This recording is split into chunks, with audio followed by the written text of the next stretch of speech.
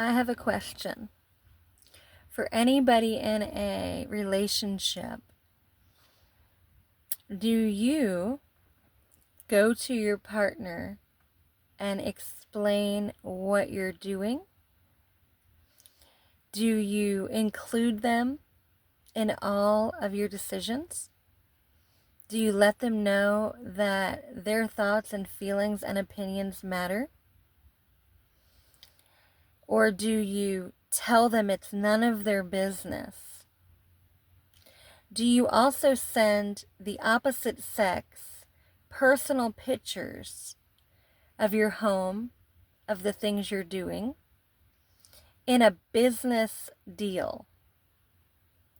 Do you also allow anybody in your business deal to think that you are single just to get the deal done?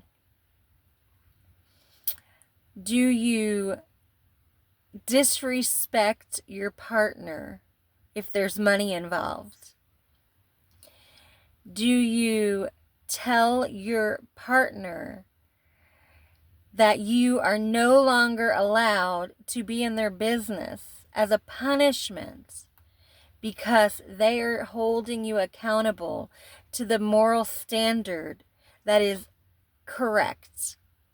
Meaning that if you are doing things in a deceptive nature and manipulative to get what you want across the board, all while hurting the person that you're laying next to, what really matters to you? Is it the connection? Or is making sure you get what you want and having your image portrayed as something that's not, to have a false reality? Do you deceive whoever you have to, as long as you get your way? And if this is hitting your heart, if this is something you do, why? There's a root to every choice you make in life. If you're choosing to constantly drive your car into a wall, why? If you're choosing constantly to protect your ego and your pride and you're not willing to be humble and say, hey, yeah, that's not right. Instead, you continuously stand your ground on deceptive ways. You don't want to change and you think it's okay. Because if you did want to change and you didn't think it was okay to do all those things that I listed, then you would attempt to see clearly how your behavior is affecting the world and the people in your life. But what takes place is that many only see pieces of you, because most people that operate from a deceptive way of being show up with a false mask on, claiming that they are all these ways that behind closed doors they are not. And if people could see the big picture, they would start questioning. But the problem is they're so good at their tactics that have worked for so long that people don't get to see the actual person in front of them the way that they truly are. And then the person that really sees them gets made out to be the bad guy, gets portrayed as the deceptive one, the manipulative one, when all they're doing is trying to show a different way. All they're doing is trying to connect in a way that is morally correct. You cannot be in a healthy relationship when you disclude your partner from anything. You cannot be in a healthy relationship if you are sending pictures to the opposite sex and saying it's a business deal, when obviously it is personal things taking place in the language and also in the choice that you made to send pictures. The choice that you made to cross the line. There is a line that you need to be aware of. If you want to keep a healthy relationship, if you want to have a divine union, if you want to have unity and balance in your relationship, you cannot keep crossing lines and expect the other person to just allow your behavior to be okay when it's not. That means that you're not compatible. That means that one is operating from pure intentions and the other one is operating from manipulation. I'm not sugarcoating it today. The energy doesn't belong on the earth.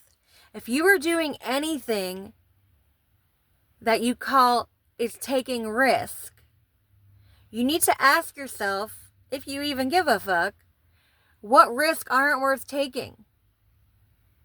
Is it worth taking risk to lose the place and space in God's kingdom that you've been asking for? Yes, it is that serious. If you keep having opportunities show up to change your ways and behaviors and you're saying, I'm good, this is just how I am, that's how you're going to stay. And all those things that are happening to you, that are trying to show you it's not okay, are going to continue. They don't just go away. Even if you have released the person that has seen you correctly, the one who is standing in the gap trying to show you that these ways are not the right way, these ways are wrong, these ways will not get you what you truly want at the root, you're deceiving yourself also. And so, if you continuously have an opportunity to know what to do in a right manner, but you choose against it, you will be brought down to your feet. The feet of Jesus, where you're begging for mercy. And it doesn't matter what your bank account looks like. If you're bankrupt in your soul, you're not truly living. You're walking around claiming life when you're truly walking around dead. Because your soul is starving. Your soul is starving for you to do the right thing, to show up the right way, so the resonance of your purest form can start amplifying into the world. There can't be friction in the field. There has to be unity inside you, where you get real with you, where you say, those things I did, they're not right. And I don't want to do them anymore. I don't want to hurt people that I love. I don't want to hurt people that's trying to love me. And I don't want to hurt myself. Right? That is where you're getting real with you. I hope everybody gets there. I hope everybody gets to the place and space where they own their shit so they can shift into the new reality that they want to. But it's not by deceiving to get where you want to go. It's by being pure. One last thing. Yesterday, I had a incident of a young girl and her mom. They were fighting in the middle of the road. And my heart, my mama heart, my heart for being a mom and for feeling her daughter and for having a daughter, I couldn't just drive by like everybody else. So I turned around. And I intervened and I said, are you guys okay? And then the daughter started saying that her mom doesn't give a fuck about her and that she hates her and she's sending her away. And the mom's like, please don't let her run. I'm calling the cops. And I said, well, how about this? I'll let your daughter get in my car for a minute while you do what you need to do. And I'm just going to drive up a little bit so you guys can get a minute apart. Because the energy was hurtful and all they were doing is hurting each other. And they needed to take a break. But sometimes people don't care about taking breaks. They want to keep hurting because they're hurt. So somebody has to come in and stand in the gap. And if nobody else will, I will. So I put the little girl in my car and I drove up to the church parking lot. I let the mother do what she felt necessary. I didn't know the whole story. All I could see is people in pain and I wanted it to stop. Because that's who I am. That's who I've always been. So if anybody is speaking blasphemy or mockery over my name, you might want to check who you're listening to. And so I'm not telling you this story for any pat on the back. I'm telling you to show you a reality of honor and morals. And so 3 hours into this, there's more to tell, but that's for another video. When I was done and the mother got the daughter in the car and the cops and me talked and we decided that we agreed with the child. And no, we didn't have all the facts, but we could hear what was happening. And I can feel both parties. And it's okay. And the cop said to me, oh, the woman's going to look for somebody to drive her and her daughter all the way to Virginia and pay them $5,000, right? And so instantly I had somebody tell me, Christina, you need money. Call that lady. You have her number. She gave it to you. And get that $5,000 because you need it. And I couldn't do it. I don't care if I needed money. I care about what matters most to me.